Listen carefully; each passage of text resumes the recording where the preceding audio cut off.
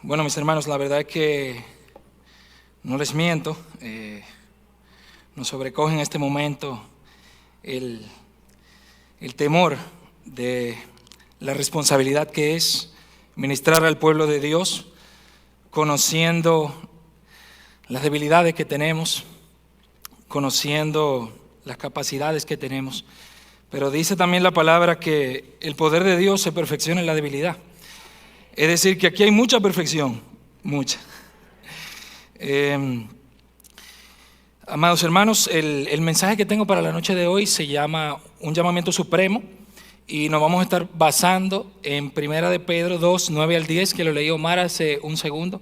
No sé si diosidencialmente, pero vamos allá a la primera epístola de Pedro, capítulo 2, versículos 9 y 10.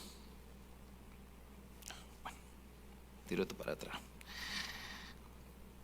Dice la palabra de Dios: mas vosotros sois linaje escogido, real sacerdocio, nación santa, pueblo adquirido por Dios, para que anunciéis las virtudes de aquel que os llamó de las tinieblas a su luz admirable. Vosotros, que en otro tiempo no erais pueblo, pero que ahora sois pueblo de Dios, que en otro tiempo no habíais alcanzado misericordia, pero que ahora habéis alcanzado misericordia. Esta es la meditación, la tendremos sobre este pasaje, y aquí pues vamos a ver nuestra identidad como creyentes y a lo que Dios nos ha llamado, qué Dios ha hecho en nosotros y por lo tanto qué Dios nos ha llamado a hacer. Y bueno, hermanos, aquí hay una ilustración muy buena que busqué, y la idea es que ustedes saben que hay países donde el servicio militar es obligatorio. Hay países que establecen cada quien el rango de edad, por qué tiempo, cuáles sexos participan de ese servicio militar. Y bueno, ellos cuando te llaman, te capacitan y tú tienes que ir a hacer aquello que te envían a hacer. Pues de una forma muy similar, el Señor nos llama, nos capacita para que también nosotros vayamos a cumplir con nuestra misión. Y eso es lo que vamos a estar viendo hoy. Y ese es básicamente el mensaje de la noche de hoy.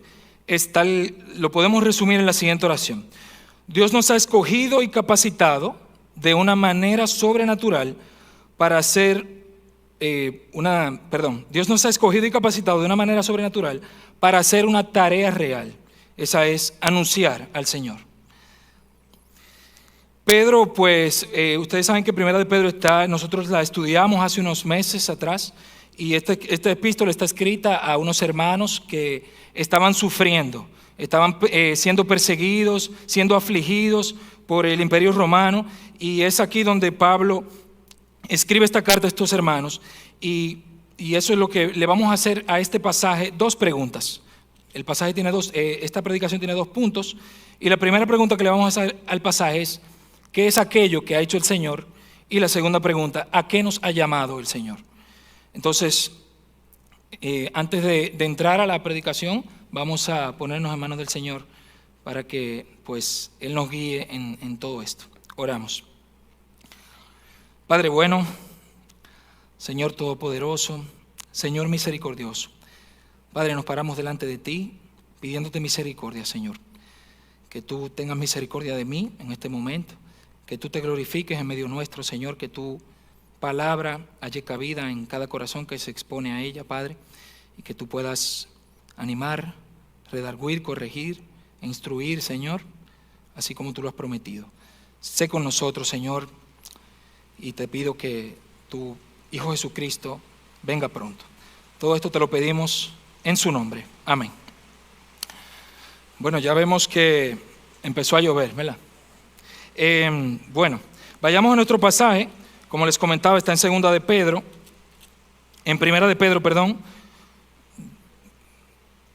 capítulo 2, versículos 9 al 10. Dice la palabra del Señor, como les comentaba, este pasaje tiene 2 partes, uno que tiene que ver con la identidad, quiénes somos, qué el Señor ha hecho y a qué el Señor nos ha llamado. Entonces vayamos inmediatamente a la primera parte del versículo, donde en 1 de Pedro 2, 9 dice: mas vosotros sois linaje escogido. Y aquí está haciendo un contraste con otras personas, porque dice más vosotros, pero ustedes. Pero ¿contra quién nos está comparando el pasaje? Bueno, vamos a ver primero a quién está escrita la carta. Si nos vamos, usted voltea a su página y nos vamos a Primera de Pedro 1:1, dice aquí, Pedro, apóstol de Jesucristo, a los expatriados de la dispersión en el Ponto, Galacia, Capadocia, Asia y Bitinia, elegidos según la presencia de Dios Padre en santificación del Espíritu, para obedecer y ser rociados con la sangre de Jesucristo, gracia y paz sean multiplicadas. Es decir, que Pedro aquí está escribiendo, como les comentaba, al grupo de cristianos que estaban expatriados, que habían tenido que irse de su región por la persecución que estaban sufriendo del Imperio Romano.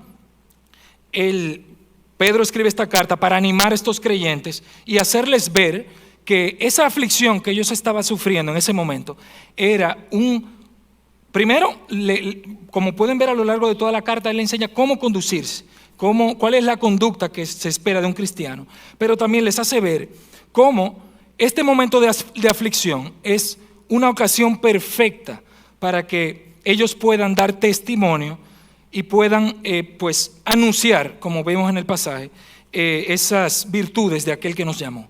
Porque como sabemos, cuando todos estamos bien, es muy fácil alabar a Dios.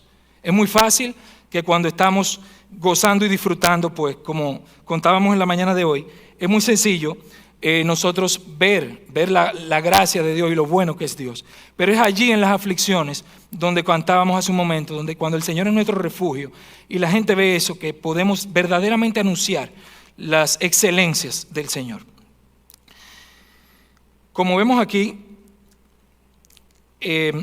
¿cuál es el contraste que hace el apóstol Pedro con este otro grupo que él está mencionando en el pasaje que vamos a estudiar?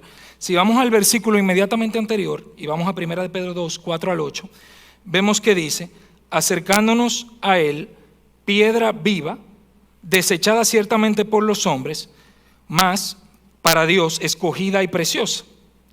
Vosotros también como piedras vivas sed edificados como casa espiritual y sacerdocio santo, para ofrecer sacrificios espirituales aceptables a Dios por medio de Jesucristo. Por lo cual contiene la Escritura, he aquí pongo en Sión la principal piedra del ángulo, escogida y preciosa. Y el que creyere en él no será avergonzado. Para vosotros pues los que creéis, él es precioso. Ahí está el primer grupo. Aquellos que creen en el Señor Jesucristo, aquellos que han depositado su confianza en el Señor Jesucristo, que se han arrepentido de sus pecados. Dice el pasaje aquí, y el que creyere en él no será avergonzado. Para vosotros pues los que creéis, él es precioso. Ese es el primer grupo. Y el segundo grupo dice, pero para los que no creen, la piedra que los edificadores desecharon ha venido a ser la cabeza del ángulo y piedra de tropiezo y roca que hace caer, porque tropiezan en la palabra, siendo desobedientes, a lo cual fueron también destinados. Y ahí está el segundo grupo, aquellos que no creen en el Señor Jesucristo, aquellos que han rechazado al Señor Jesucristo. Y ahí es donde Pablo dice, pero ustedes no son como ese grupo que no cree, pero ustedes que han creído, es decir, los creyentes, los cristianos, somos linaje escogido. ¿Y qué es un linaje? Según la Real Academia Española, un linaje es, dice la definición textual, ascendencia o descendencia de una familia especialmente noble. Es decir, el Señor aquí no está diciendo, pero ustedes son linaje escogido, una familia escogida. Cada uno de nosotros, mis hermanos, somos un linaje que el Señor escogió. Para que veamos esto en otro texto, si nos vamos a Deuteronomio 7, del 6 al 8, Deuteronomio 7, del 6 al 8, el Señor nos hace ver por qué nos escogió y qué Él vio en nosotros para escogernos. Dice la Escritura, porque tú eres pueblo santo para Jehová tu Dios, hablando de Israel. Jehová tu Dios te ha escogido para hacerle un pueblo especial, más que a todos los pueblos que están sobre la tierra. Y podemos hacernos la pregunta, bueno, ¿por qué? ¿Por qué nos escogió? No por ser vosotros más que todos los pueblos os ha querido Jehová y os ha escogido, pues vosotros erais el más insignificante de todos los pueblos. Dice aquí, ¿por qué? Sino por cuanto Jehová os amó y quiso guardar el juramento que juró a vuestros padres, Os ha sacado Jehová con mano poderosa y os ha rescatado de servidumbre de la mano de Faraón, rey de Egipto. Claramente, el Señor nos ha escogido sobre la base de que Él nos amó. Definitivamente vemos en el pasaje que no tiene nada que ver con quiénes somos. No hay ningún mérito, no hay nada atractivo en nosotros, no hay nada que nos haga merecedores a los cristianos de la salvación, sencillamente porque Jehová nos amó.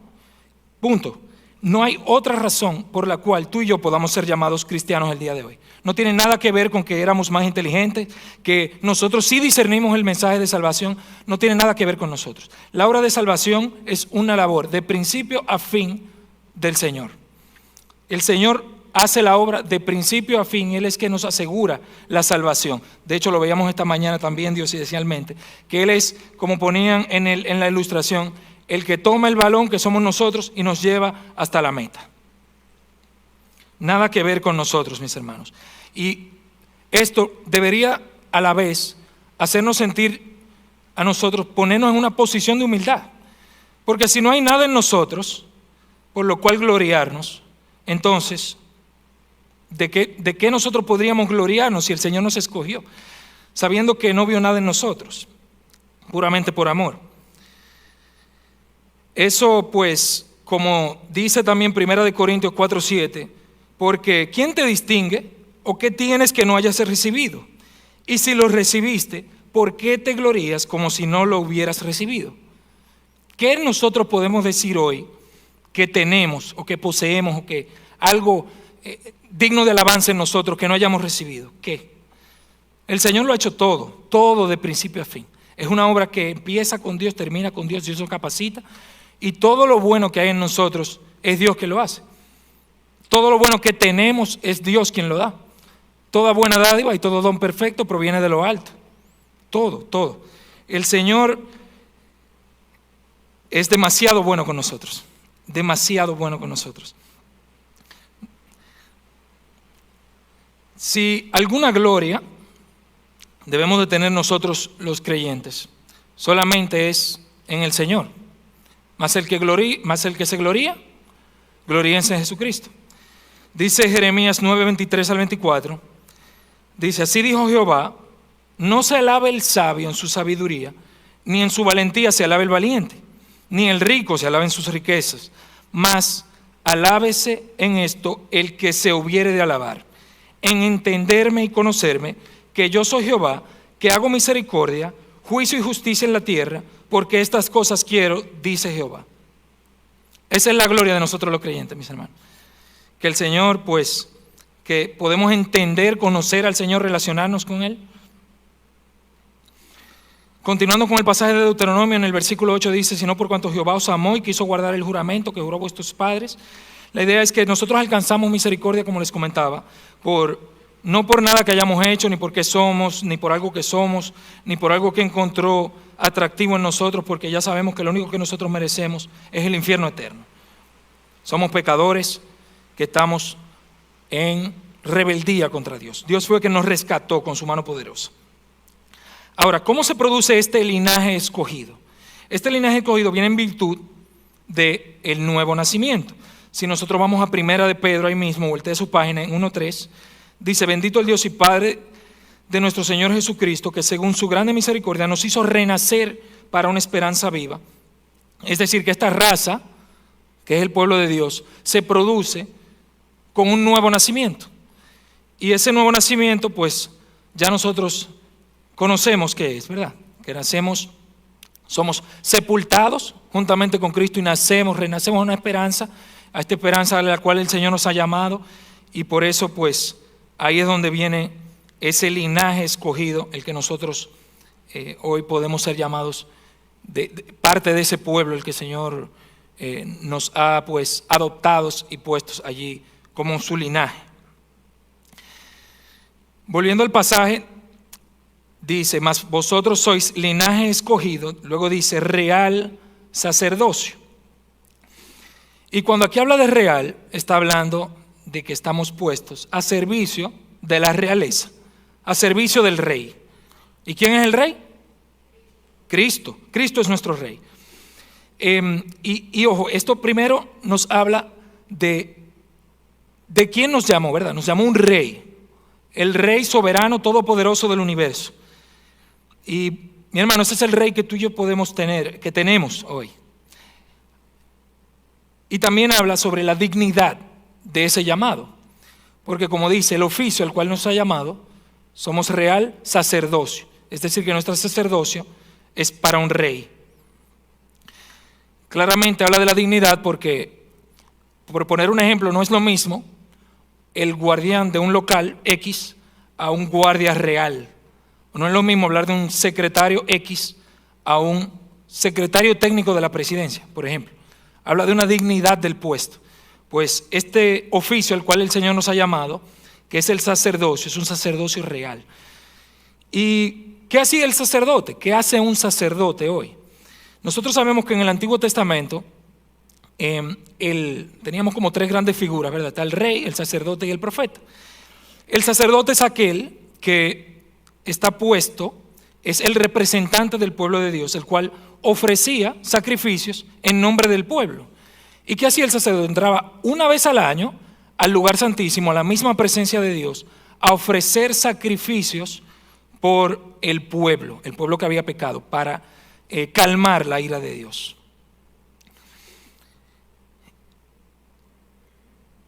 Si se fijan, en el mismo 1 de Pedro 2:5, justo un poquito antes, dice: vosotros también como piedras vivas sed edificados como casa espiritual y sacerdocio santo, ¿para qué? Para ofrecer sacrificios, espirituales aceptables a Dios por medio de Jesucristo.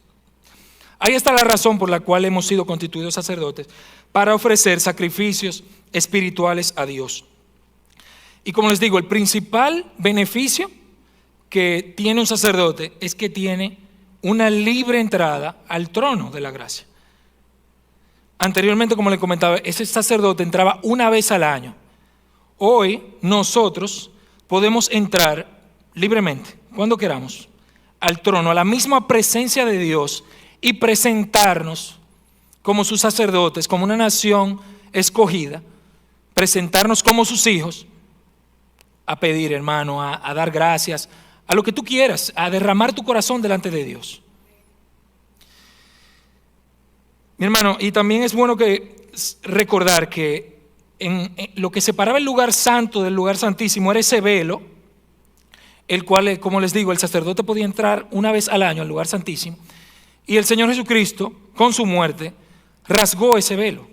Dice la misma Escritura que al igual que el cuerpo de Cristo se rasgó, Él rasgó ese velo y nos dio libre entrada. Fue por los méritos de Cristo que nos dieron entrada al lugar santísimo. Es decir, que nosotros somos sacerdotes y todos nosotros tenemos libre entrada al trono de la gracia. Pero como ustedes saben, el sacerdote era un oficio, era un servicio a Dios. Eso también nos deja ver que toda nuestra vida es un servicio a Dios. Toda nuestra vida es un servicio a Dios. Miren cómo dice Romanos 12, versículo 1. Voy a leer la Nueva Versión Internacional porque tiene una traducción que me gusta más para los fines. Dice: por lo tanto, hermanos, tomando en cuenta la misericordia de Dios, les ruego que cada uno de ustedes en adoración espiritual ofrezca su cuerpo como sacrificio vivo, santo y agradable a Dios. Ahí está. Somos sacerdotes delante de Dios y siempre estamos al servicio de Dios, todo el tiempo. La vida de todo creyente día a día es un servicio a Dios. Y definitivamente nuestro servicio debe de traer gloria a Dios. Todo lo que nosotros hacemos debe de traer gloria a Dios, así como lo dice su misma palabra. Y no solo eso, sino que 1 de Pedro nos dice que nosotros somos un linaje escogido, un real sacerdocio, pero también dice que somos una nación santa y un pueblo adquirido por Dios. Otras traducciones dicen un pueblo adquirido para posesión de Dios. Voy a citar a Spurgeon en esta parte del versículo, en su comentario bíblico acerca de estas dos cualidades de nación santa y pueblo adquirido por Dios. Parafraseando lo que él dice: tú tienes privilegios nacionales. Dios no te considera como parte de una multitud o que eres parte de un grupo de personas. Te reconoce como su nación y una nación con un sello particular que esté en ti, que eres una nación santa. Esta es la que pertenece de manera única al Señor. Esta es la verdadera marca de tu nacionalidad, que eres nación santa, pueblo que pertenece a Dios, marcado del resto de la humanidad como peculiarmente suyo. Tú no eres y no debes ser como el resto de las personas. Eres un pueblo adquirido por Dios. Tu camino no es el amplio por donde muchos transitan, es el estrecho que pocos encuentran. No es el placer mundano, sino los placeres a la derecha de Dios, los cuales son para siempre. Tú eres del pueblo adquirido para posesión de Dios. Termina la cita. Volviendo al pasaje, me voy a volar lo siguiente de la parte del versículo 9 para responder al segundo punto. Continúo al versículo 10 donde dice: vosotros que en otro tiempo no erais pueblos, pero que ahora sois pueblo de Dios, que en otro tiempo no habíais alcanzado misericordia, pero que ahora habéis alcanzado misericordia. Y definitivamente, si nosotros consideramos todo lo que hemos visto hasta el momento, todo eso es por misericordia. Todo es por misericordia y claramente nosotros la hemos alcanzado. Dios nos ha hecho personas privilegiadas en gran manera. El cristiano debería sentirse la persona más privilegiada de este mundo. Nosotros, pues, encontramos que en 1 Pedro 1:1, como les comentaba, Pedro escribe a personas que han sido expatriadas fruto de la persecución. Y pues estas personas, Pedro les escribe estas líneas definitivamente para que ellos recuerden su identidad. Nosotros, pues, definitivamente es más importante quiénes somos que las circunstancias en las que nos encontramos.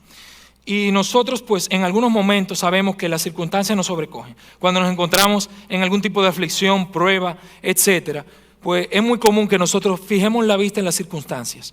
Pero aquí Pablo lo que quiere es que ellos recuerden su identidad y recuerden quiénes son. Y cuando ellos consideran todo eso, definitivamente tienen un refugio, como cantábamos hace un momento. Nosotros somos hijos del Dios Altísimo. Y nosotros podemos recordar en estos momentos de aflicción que nosotros tenemos entrada, como les comentaba, al lugar santísimo y poder derramar nuestro corazón al Padre para hallar el oportuno socorro. Dice Hebreos 4, del 15 al 16, porque no tenemos un sumo sacerdote que no pueda compadecerse de nuestras debilidades, sino uno que fue tentado en todo, según nuestra semejanza, pero sin pecado. Acerquémonos pues confiadamente al trono de la gracia para alcanzar misericordia y hallar el oportuno socorro. Tú necesitas socorro, entra al lugar santísimo. El Señor te ha abierto las puertas. Tú eres un sacerdote puesto al servicio del Rey. El Señor te escogió y dijo: este es un sacerdote para mí, puesto a mi servicio. Y hoy tú tienes entrada a ese trono de la gracia y puedes hallar el oportuno socorro para cualquier situación en la que tú te encuentres. Concluyendo este primer punto, mis hermanos, nosotros somos elegidos por Dios, no por nada que Él haya visto en nosotros, sino por el puro afecto de su voluntad. Somos compadecidos por Dios, hemos alcanzado esa misericordia. Somos poseídos por Dios, somos llamados a ser santos como Dios y vistos como santos delante de Dios. Somos sacerdotes puestos al servicio del Rey. Toda nuestra vida es un servicio para Dios. Nunca estamos fuera de la presencia de Dios. Siempre estamos en el templo de nuestro Dios. Es decir, que nuestra vida es un servicio espiritual. Pasando al segundo punto, ¿a qué nos ha llamado el Señor? Si nos vamos a la segunda parte del versículo 9, voy a leerlo todo nuevamente, dice: mas vosotros sois linaje escogido, real sacerdocio, nación santa, pueblo adquirido por Dios. ¿Para qué? Esa es una pregunta que podemos hacerle al pasaje. ¿Para qué? Para que anunciéis las virtudes de aquel que os llamó de las tinieblas a su luz admirable. La razón por la que el Señor hizo esto fue por amor, ya lo vimos, por el puro afecto de su voluntad. Ahora, ¿para qué somos escogidos? Para que anunciemos las virtudes de aquel que nos llamó de las tinieblas a su luz admirable. Esa es la razón por la que el Señor nos escogió. Esa es la misión que nosotros tenemos. Él nos dio una identidad, como le comentaba, así como todas estas naciones llaman al servicio militar y los capacitan. Bueno, Dios nos da una identidad, nos capacita para nosotros poder cumplir con esa misión. Dios no te ha adquirido ni te ha comprado por precio, y ya sabemos el precio que pagó el Señor, el precio más alto que se puede pagar, la sangre de su Hijo Jesucristo, el cual fue santo y sin mancha. Pues Él no te ha salvado para que tú acumules posesiones en esta tierra. El Señor no te ha llamado para eso. No dice aquí para que acumules bienes. No te ha llamado para eso. Tampoco te ha llamado para que tú alcances popularidad y aceptación entre las personas. No te ha alcanzado para que tú cumplas tus sueños y metas. Eso está bien, pero eso lo hace un no creyente. Eso lo hace alguien que el Señor no ha rescatado. El propósito principal por el cual el Señor te llamó fue para que tú anuncies las virtudes de aquel que te llamó de las tinieblas a su luz admirable. Tú que ahora conoces la luz y te deleitas en ella, pues a eso es que tú estás llamado, a anunciar las virtudes de aquel que te llamó de las tinieblas a su luz admirable. Y diosidencialmente hablábamos de eso esta mañana. Hablábamos de cómo si tú, en lo que tú te deleitas, tú tienes una necesidad de compartirlo. Y yo pensaba en eso cuando se predicaba esta mañana en eso, que definitivamente nada de lo que nosotros nos deleitamos, nos quedamos con eso y lo guardamos para nosotros. De la misma forma, si nosotros hemos degustado la benignidad del Señor y nos hemos entendido y deleitado en el Señor, en todo lo que es Él, definitivamente eso va a rebosar en nosotros y va a salir. Es como un vaso que tú lo llenas. Va a haber un punto que ya Él no va a aguantar el agua y va a rebosar. De igual manera, mis hermanos, nosotros estamos llamados a eso. Dice el predicador John Piper que estamos en el negocio de ver, saborear y difundir las excelencias de Dios. Ver las excelencias de Dios, saborear las excelencias de Dios y difundir las excelencias de Dios. Si fijan cómo continúa el resto de los pasajes, porque estamos solamente en el 9 al 10, continúa en el verso 11: Amado, yo os ruego, como a extranjeros y peregrinos, que os abstengáis de los deseos carnales que os batallan contra el alma, manteniendo buena nuestra manera de vivir entre los gentiles, para que lo que murmuran de vosotros como malhechores glorifiquen a Dios en el día de la visitación al considerar vuestras buenas obras. El resto de la carta, la idea es que nos llamas a vivir como peregrinos y extranjeros. ¿Y por qué traigo esta colación? Porque si nosotros tenemos que anunciar las virtudes de aquel que nos llamó de las tinieblas a su luz admirable, una forma de hacer eso es con nuestra forma de vivir. Eso es una forma de nosotros anunciar las virtudes de aquel que nos llamó. Es con nuestra manera de vivir. Fíjense que el pasaje dice que en la forma, en el versículo 11, Él nos ruega vivir como peregrinos y extranjeros y que nos abstengamos de los deseos carnales, manteniendo buena nuestra manera de vivir. Y cuando hagamos eso, luego dicen, para que los que murmuran de vosotros como malhechores glorifiquen a Dios en el día de la visitación al considerar vuestras buenas obras. Una forma en la que nosotros anunciamos esas virtudes es con la forma en que nosotros conducimos y vivimos. Pero si eso no se ve, entonces definitivamente ¿cómo una persona puede glorificar a Dios al considerar vuestras buenas obras? Aquí, como ustedes saben, el resto de la carta habla cómo nosotros debemos vivir y habla sobre los distintos roles que nosotros ejercemos en nuestra vida.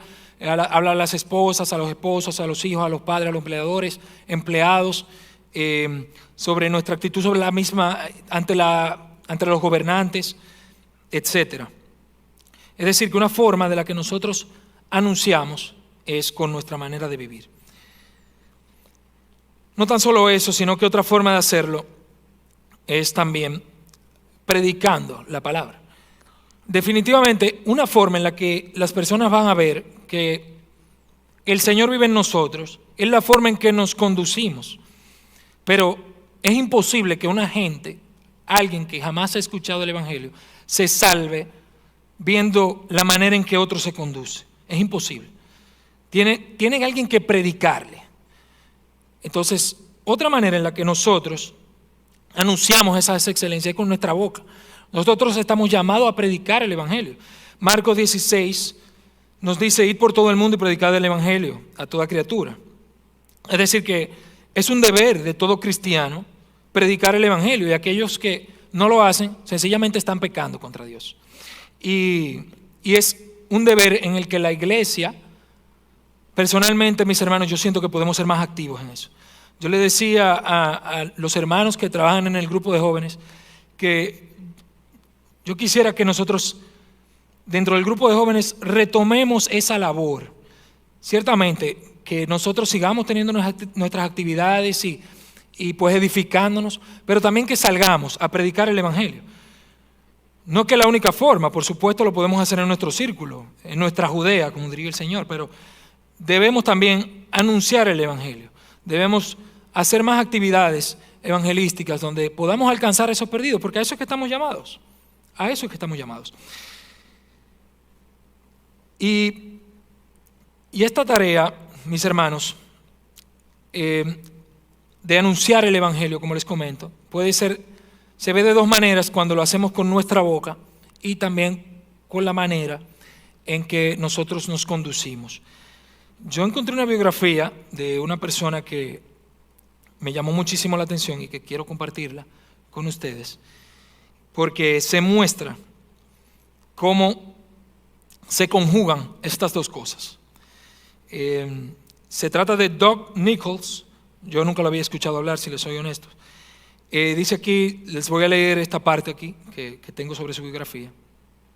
Dice, Doug Nichols, el director internacional de Action International Ministries, dio a conocer las excelencias de Dios en un sanatorio para tuberculosis en la India en 1967. Era misionero con Operación Movilización, eso es su nombre, y se enfermó de tuberculosis. Él permaneció en el sanatorio durante varios meses. Él trataba de regalar folletos evangelísticos y copias del Evangelio según San Juan, pero nadie los quiso aceptar. Doug no les gustaba y creían que era un americano rico. ¿Qué le sucedió a él? Durante varias noches, él se despertaba tosiendo a las 2 de la mañana. Una noche notó que un anciano escuálido intentaba levantarse de la cama, pero él no podía y empezaba a gemir. El anciano se volvió a recostar en la cama y a la mañana siguiente la hediondez era terrible y todos estaban enojados con el anciano por haberse ensuciado. Hasta la enfermera que lo limpió les dio unos manotazos por hacer ese desorden.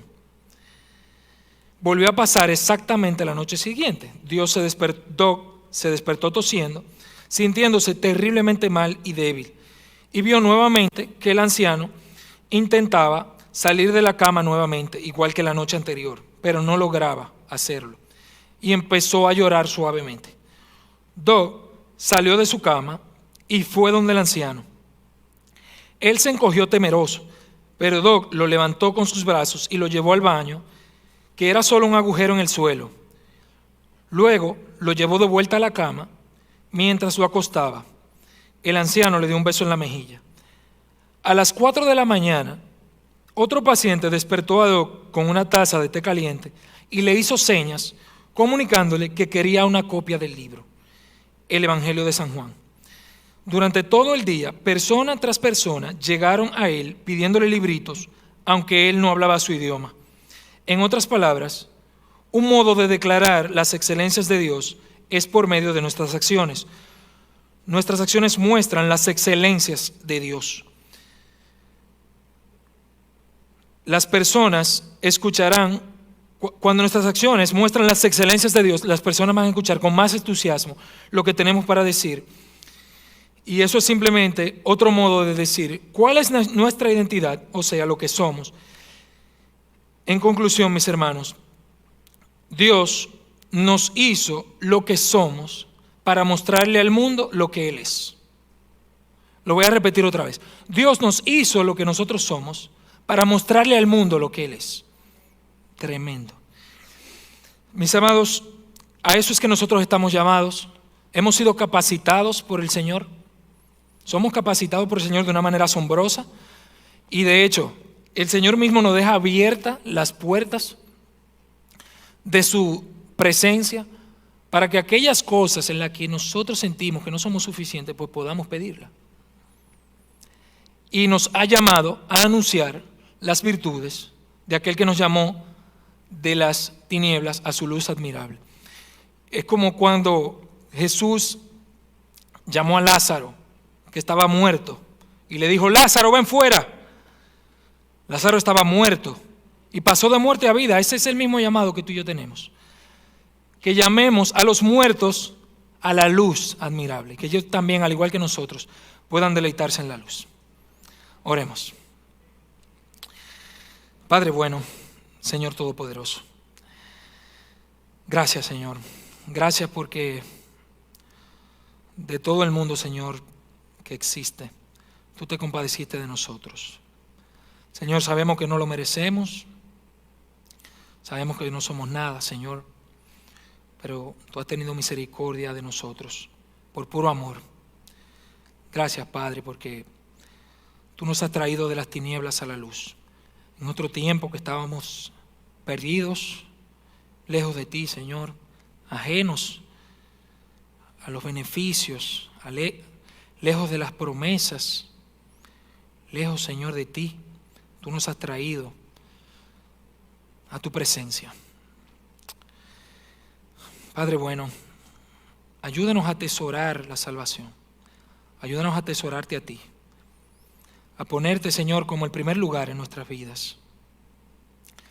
Señor, que ese llamamiento que tú has hecho a cada uno de nosotros, Padre, nosotros podamos responder con gozo, sabiendo, Señor, que tú has hecho todo lo que nosotros necesitamos para poder cumplir con este llamamiento. Oh Padre bueno, pon peso en nuestros corazones por las almas perdidas. Señor, danos la sabiduría, danos el entendimiento. Señor, danos el discernimiento para nosotros saber cuándo predicar tu palabra, cómo predicarla, cómo exponerla y hacerlo de manera fiel.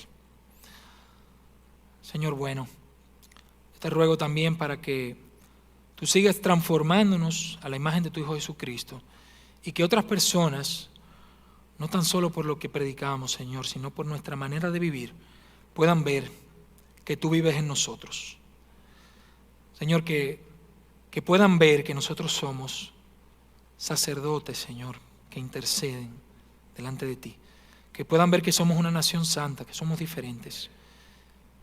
Que no nos deleitamos en los placeres mundanales, sino que nos deleitamos en ti, Señor. Que puedan ver que somos las personas más gozosas, Señor, que nos deleitamos en tu persona. Padre bueno, te ruego por el resto de esta noche, que todo lo que hagamos siga siendo para tu gloria, Padre bueno, y que tu Hijo Jesucristo pueda venir pronto y estemos en su presencia para deleitarnos con Él. Te lo pedimos en el nombre que es sobre todo nombre, el nombre de tu Hijo Jesucristo. Amén. Amén. Dios les guarde.